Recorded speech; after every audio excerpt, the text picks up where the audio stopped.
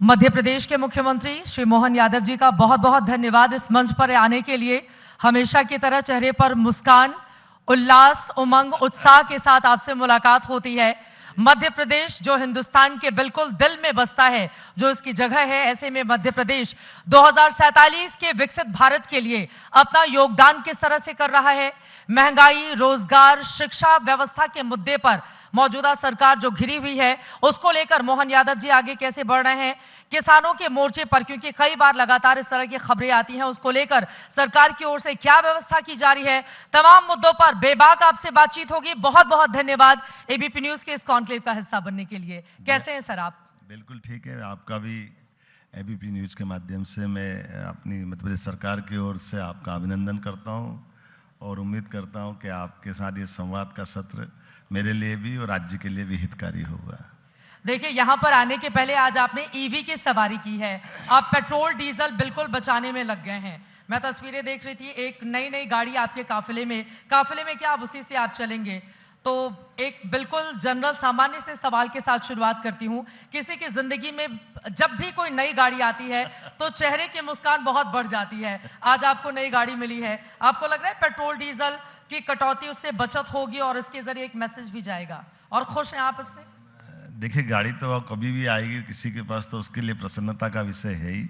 और ज़्यादा अच्छा तब है जब वैश्विक चुनौती में हम आज भारत के डॉलर को बचाने के लिए माननीय प्रधानमंत्री जी ने जो आह्वान किया, मुझे इस बात का संतोष है कि हम उस दिशा में ठोस कदम बढ़ा रहे हैं। इसलिए मेरे काफिले में परमानेंट ईवी व्हीकल हमने खरीदा है, और ख़ास बात उसकी ये भी है कि वो शुद्ध भारतीय है, महिंद्रा कंपनी का है। ये हमारे लिए स्वदेशी को प्रोत्साहन देने वाला है। तो कंपनी वालों को जरूरत ही नहीं है, यहीं से मुख्यमंत्री जी ने बिल्कुल प्रचार कर दिया, जहां बैठे होंगे खुश हो रहे होंगे। लेकिन महंगाई के मोर्चे पर सरकार घिरी हुई है। देखिए, जब हम 2047 के विकसित भारत की बात करते हैं, लेकिन मौजूदा वक्त में अगर आम आदमी जो आपका वोटर है, 22 राज्यों में जिसने आपकी सरकार बनाई, और मध्य प्रदेश जैसा राज्य 2003 से लगातार, जो भारतीय जनता पार्टी बीच के 1.5 सालों के वाकये को छोड़ दें, 2018 से लेकर तो आपकी सरकार रही है, 2023 से आप मुख्यमंत्री हैं। महंगाई के मोर्चे पर आम आदमी को राहत देने के लिए मुख्यमंत्री जी क्या कर रहे हैं? देखिए, दोनों बातें हैं। एक महंगाई की बात अपनी जगह है, लेकिन राज्य के अंदर आमदनी बढ़ाने के हम काम कर रहे हैं। जैसे उदाहरण के लिए हमारा कृषि आधारित राज्य है, तो सिंचाई का रकबा हम बढ़ा रहे हैं, बिजली, पानी, सड़क, साथ ही साथ जहाँ से आमदनी हो सकती है, जैसे ग्रामीण क्षेत्र में दूध उत्पादन को बढ़ावा देने में विस्तार से बाद में जवाब दूंगा। उसी प्रकार से गत वर्ष हमने औद्योगिकरण को लेकर के माहौल और इस पर ठोस काम किया। आज मुझे इस बात का गर्व है 10 लाख करोड़ का निवेश हमारे इंडस्ट्रियल बेल्ट में, उनका भूमि पूजन लोकार्पण होकर के लोगों को रोजगार की दिशा में पहुंचा है, जिससे जब रोजगार मिलेगा तो उनकी जिंदगी अपने आप बदलेगी। 10 लाख करोड़ की आप? हाँ, 10 लाख करोड़ का। जीआईएस में हमारा 30 लाख करोड़ के एमओयू हुए थे, जिसमें माननीय प्रधानमंत्री जी भोपाल पधारे थे। मुझे इस बात की प्रसन्नता भी है, और आपको बताना चाहूँगा कि आमतौर पर, मोटे तौर पर जीआईएस में जो एमओयू होते हैं उसका 10% धरातल पे उतर जाए, बड़ी बात होती है। लेकिन 30 लाख में 10 लाख 30% उतरा, मुझे इस बात का संतोष है। लोग हम पे भरोसा करते हैं, और ये बड़ा अचीवमेंट है मध्य प्रदेश सरकार को लेकर। पिछला वर्ष आपने औद्योगिक क्षेत्र के लिए समर्पित किया था, ये पूरा साल आपने कृषि क्षेत्र को समर्पित किया। इससे क्या फायदा होता है राज्य को? देखिए, क्या होता है कि आप इसको इस तरह समझिएगा, मैंने जब लास्ट ईयर इंडस्ट्रियल बेल्ट में जब हमने काम करना प्रारंभ किया, तो आमतौर पे जीआईएस हमारे एक ही बड़े महानगर में होती थी। बाकी राज्य के अंदर औद्योगिकरण को लेकर के अलग से कोई प्रयोग नहीं हुए।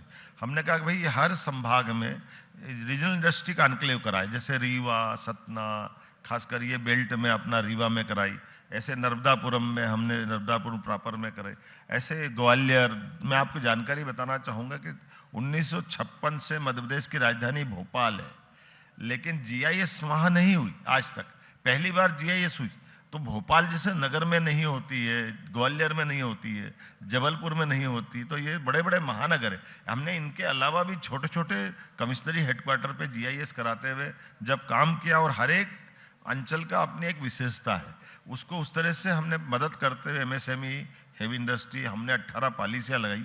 उसका परिणाम निकला कि बड़े पैमाने पे देश भर के निवेशक हमारे यहाँ आए और 30% से ज़्यादा आज अपने यहाँ काम करने के लिए उन्होंने अपने संस्थान को प्रारंभ करने की दिशा में चल गए।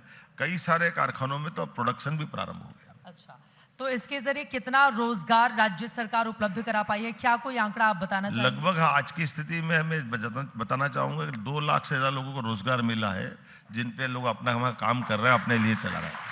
और एक और जानकारी है, आपकी जानकारी के लिए बता रहा हूँ कि हमने रोजगार के लिए भी इंडस्ट्रियों में फ़र्क कर दिया है।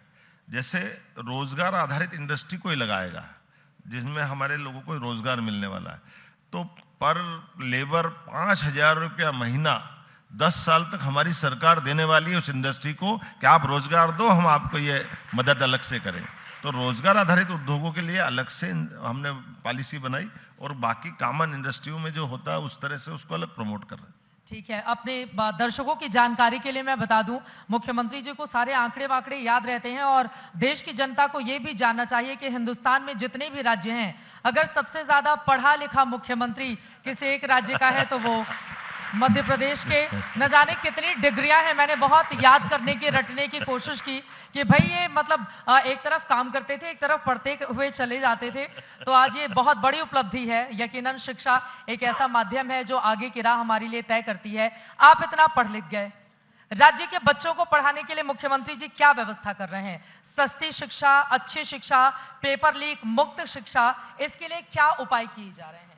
आप ये भी बहुत अच्छा मौजू प्रश्न किया है। इसको मेरे घर से चालू करता हूँ। आमतौर पर नेताओं के घर के अंदर एकेडमिक माहौल थोड़ा सा चुनौती वाला रहता है। मुझे इस बात की प्रसन्नता है, मेरे 3 बच्चे हैं। जैसे बेटी है, बेटी गायनोकोलॉजिस्ट है, वो अपना हॉस्पिटल चलाती है। दामाद भी डॉक्टर है, वो उच्च शिक्षा में अपनी बहुत अच्छे से प्रैक्टिस भी करती है, और खासकर हॉस्पिटल के साइड में। दूसरा बेटा उसने LLM करके PhD किया है, वो अपने संस्थान चला। तीसरा बेटा वो सर्जन है, उसकी श्रीमती भी डॉक्टर है, वो अपनी अभी PG कर करके आगे सुपर स्पेशलिटी की दिशा में आगे बढ़ रहा है। तो हमने बाहर भी घर के अंदर भी, अब बाकी की बात करता हूं कि मैं ये आपको केवल एक लाइन में बोल दूं, मुख्यमंत्री जी ये भी बताना चाहते हैं कि परिवारवाद को बढ़ावा राजनीति में नहीं दे रहे, सभी को डॉक्टर बनवा दिया मैंने। नहीं, डॉक्टर भी बने, वकील भी बने, एक वकील भी बना है। तो कुल मिलाकर भाव इतना है कि हम जब शिक्षा की बात करते, मेरा इतना थोड़ा सोचना है, जैसे माननीय मोदी जी का आदर्श इसमें सामने कि आप किसी को कुछ बताओगे उससे पहले आप अपने पे लागू करो। तो हम अगर बच्चों से कहते हैं आप पढ़िए, पढ़ के आपको आगे बढ़ना है, तो हमारे परिवार में अगर ये माहौल बनेगा तो वो ज़्यादा सरलता से बात आ जाएगी। ये मैं आपको बताना चाह रहा हूँ कि जैसे उदाहरण के लिए कांग्रेस के शासनकाल में जो 1956 में मध्य प्रदेश बना, तब से लेकर 2002-03 तक केवल 5 मेडिकल कॉलेज सरकारी थे। मुझे इस बात की प्रसन्नता कि 7 मेडिकल कॉलेज तो हमने 2 साल में खोल दी। आज की स्थिति में 30 मेडिकल कॉलेज हमारे पास है। 7 मेडिकल कॉलेज 2 साल में बनाए। हाँ, बन गए। वो 3 अभी वापस नए सिरे से चालू करने वाले। और आप बता रहे हैं दिग्विजय सिंह के 10 सालों के शासनकाल में। दिग्विजय सिंह नहीं, दिग्विजय सिंह के पूर्ववर्ती 1956 से लगा करके 2003 तक ये पूरा टेन्योर 55 साल का है। केवल 5 मेडिकल कॉलेज थे और हमारी सरकार ये 2 साल में 7 मेडिकल कॉलेज चालू कर चुकी है। ये हमारे काम करने का तरीका।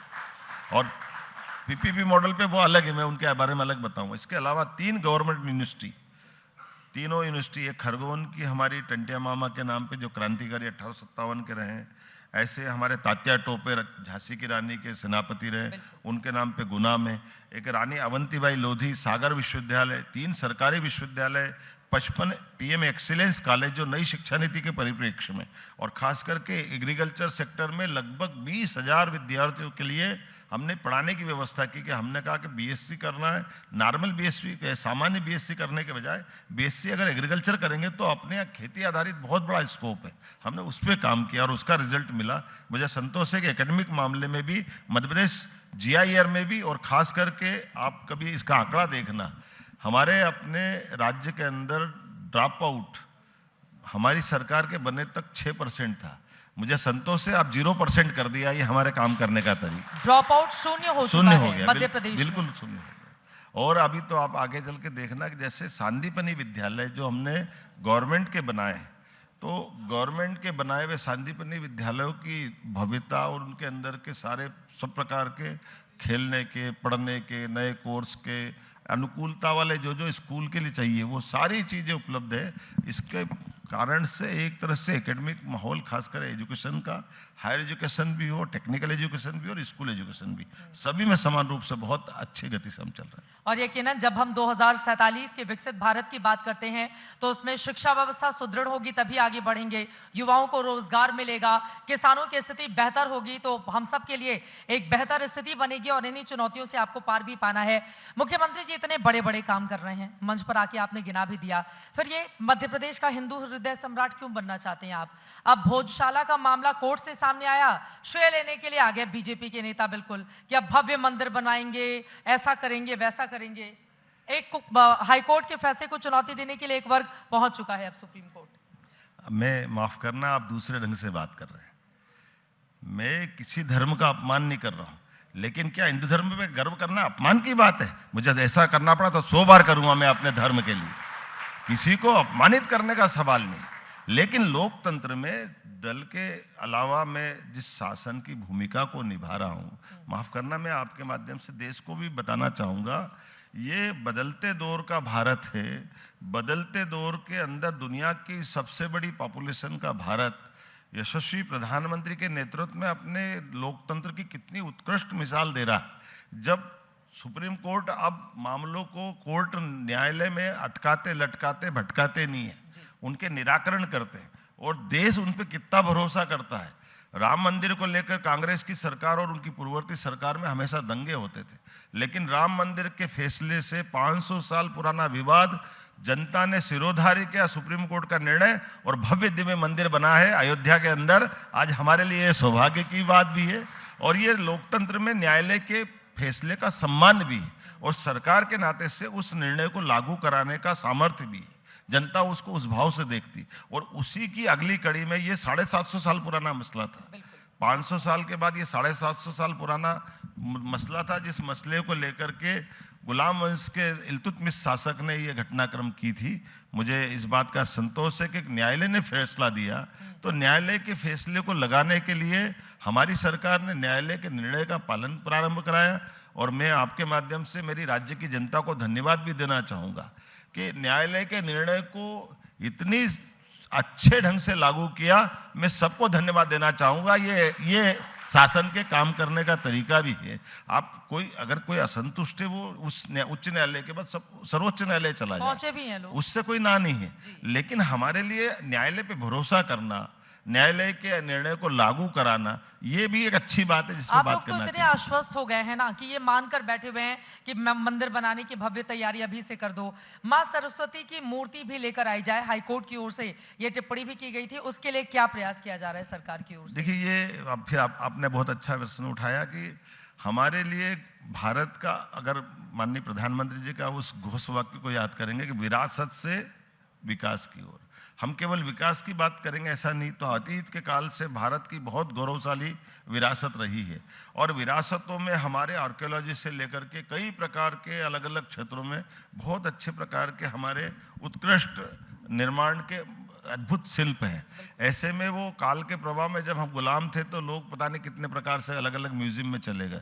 माननीय प्रधानमंत्री जी के माध्यम से 1200 से ज़्यादा इस प्रकार के महत्वपूर्ण कलाकृतियाँ, अलग अलग प्रकार के मूर्ति शिल्प और कई प्रकार की चीज़ें आई है, ऑर्नामेंट भी आए हैं। तो हम इस बात के लिए संतुष्ट हैं कि माननीय प्रधानमंत्री जी ने ये विरासत पे गर्व करने के लिए शासन के लेवल पर जिस भी देश के साथ है संवाद करके उन चीज़ों को लाने का सिलसिला चालू किया। ऐसे में राजा भोज के काल की सरस्वती की प्रतिमा आज लंदन के म्यूजियम में है, तो अगर हम उसको योग्य प्रकार से लंदन की सरकार के माध्यम से लेकर आते हैं, भारत सरकार के माध्यम से, तो इसमें तो गलत नहीं होना चाहिए। ये तो हमारे लिए गौरवशाली पक्ष है कि हम अपनी माँ सरस्वती के माध्यम से पूरे देश को विश्वगुरु के भाव से देखते हैं। विश्वगुरु मतलब हम अपने देश को दुनिया में ज्ञान के मामले में नंबर 1 पे ले जाना चाहते हैं। तो ज्ञान के मामले में सरस्वती माता से बढ़िया क्या होगा। मैं तो सौभाग्यशाली हुआ मेरे समय में वो आ जाए प्रतिमा, इससे अच्छी क्या बात होगी। वो आना ही चाहिए और आपको निमंत्रण दूंगा कि आप भी आओ, धर्म दर्शन करो और भगवान का आशीर्वाद लो, माता आशीर्वाद देगी। पहले ही आना है या मंदिर बनने के बाद आना है ये बताइए। जब भी आइए ना, आज न्यायालय के निर्णय के माध्यम से अभी क्या आप रंगशाला देख सकते हैं। आप कभी आर्कियोलॉजी का इतिहास देखना, राजा भोज के शासनकाल की विशेषताओं में वो इतने बहुमुखी प्रतिभा के व्यक्तित्व थे कि जैसे वो रंगशाला के अंदर संस्कृत के कवियों के विद्वानों की हर साल प्रतियोगिता कराते थे कविताओं की, और उसमें देश और दुनिया भर के विद्वानों को आमंत्रित करते थे। और वो केवल इसमें नहीं, वो हर एक क्षेत्र में वो अपने सम्रांगण सूत्रधार के माध्यम से युद्ध में लड़ने की कौशल क्या होना चाहिए, हथियार कैसे बनना चाहिए, तमाम प्रकार की आयुर्वेद के अंदर क्या क्या उनकी किस प्रकार की शिक्षा दीक्षा होना चाहिए, हमारी वनस्पतियों का उपयोग कैसे होना चाहिए, स्थापत्य के नमूने अच्छे से अच्छे कम खर्च में वातानुकूलित, जिससे आज अपन प्रकृति के नज़दीक वाली बात करते हैं, ऐसी बहुत सारी बातें विक्रमादित्य के बाद राजा भोज के शासनकाल में अपने देश ने देखी है।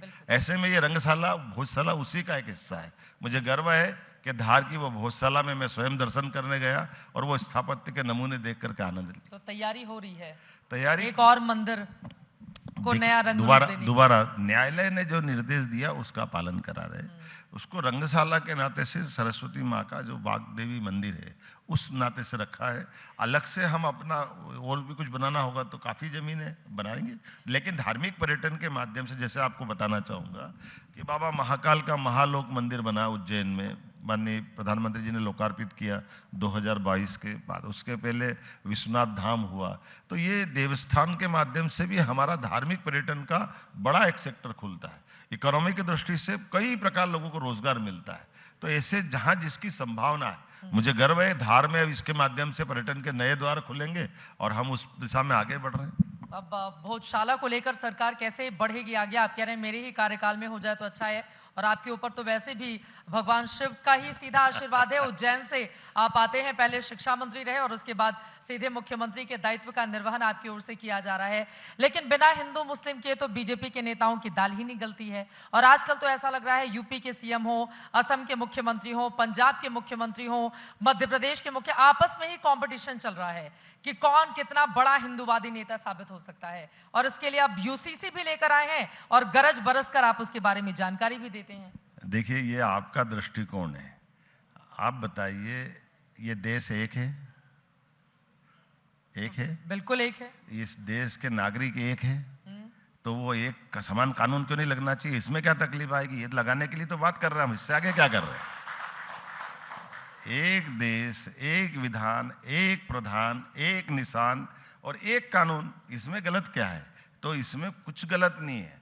हमारे द्वारा ये काल के प्रवाह में जो भी गलतियां की गई यशस्वी प्रधानमंत्री के नेतृत्व में, अब आप केवल मध्य प्रदेश थोड़ी है, 3 राज्यों ने पहले लागू कर लिया है। तो कॉमन सिविल कोड के माध्यम से अगर हमारी बहनों के जीवन में गुजारा भत्ता की या उनके विवाह विच्छेद का प्रकरण आता है तो उनको अलग अलग चश्मे से क्यों देखा जाना चाहिए? उनके जीवन में अगर कष्ट आया है तो शासन उसको मदद करे।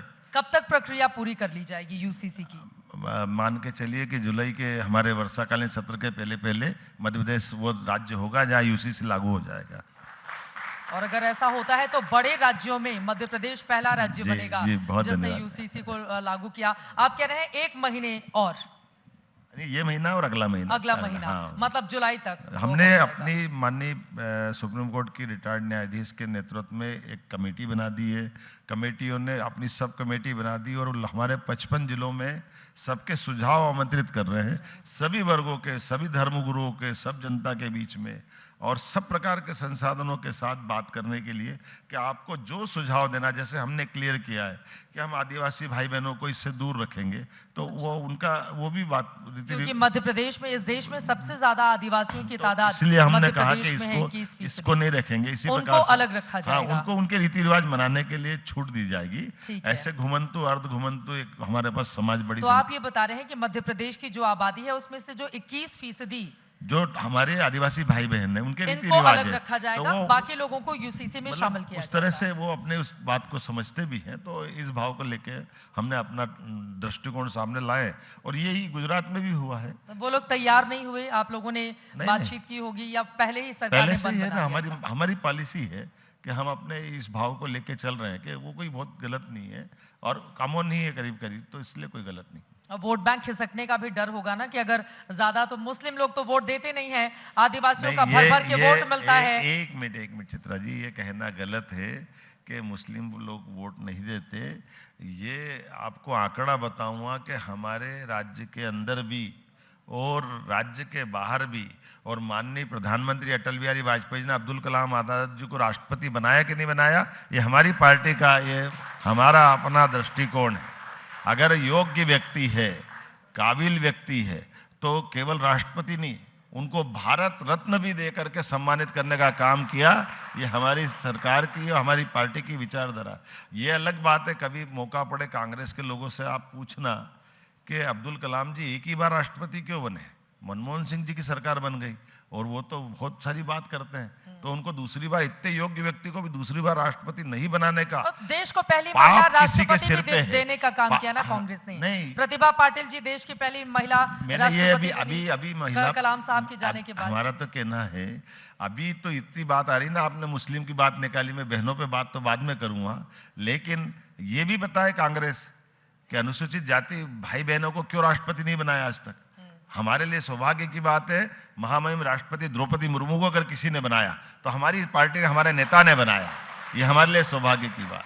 हम अपने सबका साथ सबका विकास माननीय प्रधानमंत्री जी केवल कहते नहीं है, उसको करके दिखाते, ये उसके उदाहरण है। लेकिन आज आपने ये बड़ी खबर दी है यूसीसी के मुद्दे पर कि 21% जो आदिवासी आबादी है वो यूसीसी के दायरे में नहीं आएगी और बाकी लोगों को इसमें शामिल किया जाएगा और जुलाई के आखिर तक पूरी प्रक्रिया चरणबद्ध तरीके से आगे बढ़ा दी जाएगी।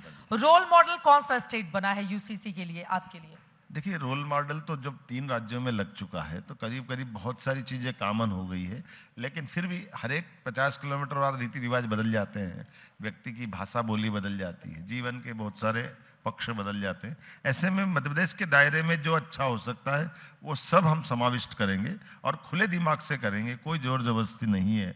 लेकिन मुझे इस बात का संतोष है, जो अभी तक मुझे संतोष के साथ जो आंकड़े आ रहे हैं, वो आंकड़े बड़े पैमाने पर अच्छे सुझाव भी आ रहे हैं और सबको समाधान की दिशा में हम ले जाएंगे, ये आश्वस्त करते हैं। मुस्लिम समाज इसको किस नजरिए से देखेगा, क्योंकि एक बड़ी आबादी है। अभी भोजशाला विवाद में भी हमने देखा कई मुस्लिम पक्षकार ये कहते हुए नजर आए कि ये लोग तो हर मस्जिद में ढूंढ कर मंदिर निकाल कर और फिर भव्य मंदिर का निर्माण करवाएंगे। बीजेपी की सरकार को लेकर एक असहमति का माहौल मुसलमानों के भीतर है, ये जो दूरी है इसको पाटने के लिए आप लोग क्या करते हैं? एक निवेदन करूं आपसे, आप वो चीज करने जा रही हैं जिसके माध्यम से वो घाव कुरेंदा जाता है। मैं उस पार्टी का कार्यकर्ता हूं जहां इस पे मल्लम लगाया जाता है। साहबानो प्रकरण के माध्यम से जो कांग्रेस ने इसी सुप्रीम कोर्ट के माध्यम से, वो हमारी साहबानो बहन इंदौर की तो थी, उसने अपने गुजारे भत्ते का प्रकरण जिला न्यायालय, उच्च न्यायालय, सर्वोच्च न्यायालय तक लड़ा और उसके पक्ष में फैसला हुआ और कांग्रेस ने बेदर्दी से उसकी भावनाओं पे कुठाराघात करते हुए विषय खत्म करके अपने सर्वोच्च न्यायालय के उस निर्णय को बदलते हुए पार्लियामेंट से कानून बदल दिया। मुझे गर्व है यशस्वी प्रधानमंत्री ने राम मंदिर के सुप्रीम कोर्ट के निर्णय को भी लगाया और उस पुराने निर्णय को भी वापस लागू करने का हिम्मत दिखाई है, हमारे लिए सौभाग्य की बात। सब बहनों के लिए 3 तलाक वाले मामले में माननीय प्रधानमंत्री जी ने जो किया है, एक तरह से इसी की तो आज आवश्यकता है। बिल्कुल, ये बिल्कुल सही बात है कि 3 तलाक मुस्लिम महिलाओं के लिए अभिशाप था जिसको खत्म करने का काम किया गया। हमने खुद एबीपी न्यूज पर कई रिपोर्ट उस दौरान दिखाई थी कि महिलाओं के ऊपर कितने अत्याचार किए जाते थे। अब मैं आ जाती हूँ महिला वोट बैंक पर। महिलाओं ने भर भर कर आपको लाडली बहना कहकर तो आपने महिलाओं का वोट ले लिया और पैसे बढ़ाने की जब बात आती है तो मुख्यमंत्री जी गोल गोल बातें करने लगते हैं। आप केवल जानकारी निकालना, हमारी एकमात्र सरकार है जिस सरकार ने पहले दिन कहा था, जब हमारी सरकार ने ये स्कीम अनाउंस की तो कांग्रेस के लोग कहते थे केवल चुनाव जीतने तक है, बाद में ये स्कीम चलेगी नहीं, ये दे नहीं सकते पैसे। लेकिन आपकी जानकारी के लिए अभी तक की 36वीं किस्त हमने दे दी और 1000 से बढ़ा करके 1500 करके 55,000 करोड़ से ज्यादा की राशि बहनों के खाते में पहुंच गई। ये हमारे काम करने का तरीका और उसके कारण से कई सारे बदलाव बहनों के लिए आए। हाँ, ये भी बोलना चाहूंगा, कांग्रेस के नेता अब इस बात का भी क्या मजाक बनाते हैं कि आप लाडली बहनों को पैसे दे के उनको शराब पिलाने की आदत डाल रहे हो। अभी कितनी खराब बात है।